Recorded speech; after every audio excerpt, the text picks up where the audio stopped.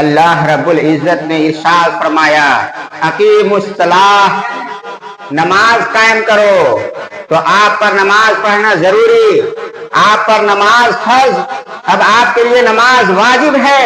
تو کیا اب ہر انسان جس طرح چاہے نماز کی بارگاہ میں آ جائے، جس طرح سے چاہے نماز پڑھ لے؟ نہیں، نماز اپنی بارگاہ میں آنے سے پہلے کچھ باتوں کا مطالبہ کرتی ہے. نماز اپنی بارگاہ میں آنے سے پہلے کچھ شرائط منوانا چاہتی ہے. اے انسان، اگر تو میری بارگاہ میں آنا چاہتا ہے تو تم پہلے ایمان والے ہو جاؤ، پھر تمہیں میری بارگاہ میں آنے کی اجازت ہے. پہلے تم پر ایمان فرض ہے، ایمان کے بعد دوسرے اعمال فرض ہوتے ہیں. اس لیے اے انسان، پہلے تو ایمان والا ہوگا، پھر تمہیں میری بارگاہ میں آنے کی ضرورت ہے. پہلے تم اپنے دل کا تزکیہ کر لو، اپنے دل کی صفائی کر لو، اپنے دل میں ایمان کا نور لے آؤ، پھر تمہیں میری بارگاہ میں آنے کی اجازت. آخر یہ ایمان ہے کیا چیز جس کے بغیر ہم نماز کی بارگاہ میں آ نہیں سکتے؟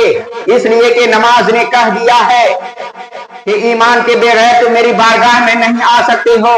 نماز پڑھنا تمہارے لیے ایک بیکار چیز ہے. ویسے علماء کرام سے پوچھیں گے کہ ایمان ہے کیا چیز، تو بڑے ہی اچھے انداز میں جواب دیں گے، هو التصدیق بما جاء به النبی صلی اللہ علیہ وسلم. نبی کی جملہ ہدایات کی تصدیق، نبی جو کچھ لائے ان تمام باتوں کی تصدیق.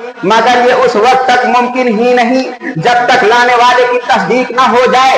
ایسا کیسے ہو سکتا ہے کہ تم ہدایت کو مانو، ہادی کو نہ مانو، دعوت کو مانو، داعی کو نہ مانو، قول کو مانو، قائل کو نہ مانو؟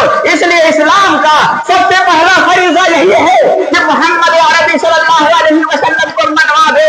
اسی لیے رسول اعظم صلی اللہ علیہ وسلم نے اپنے کلام بلاغت میں یہ وضاحت فرما دی ہے، لا یؤمن احدکم حتی اکون احب الیہ من والدہ وولدہ والناس اجمعین. تم میں سے کوئی بھی اس وقت تک مومن نہیں ہو سکتا جب تک وہ مجھے زیادہ محبوب نہ بنا لے اپنے باپ سے، اپنے بیٹے سے اور ساری کائنات سے.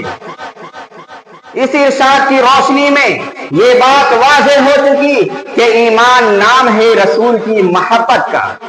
تو نماز کی پہلی شرط یہ ہے کہ پہلے تم ایمان والے ہو جاؤ، پھر تمہیں میری بارگاہ میں آنے کی اجازت.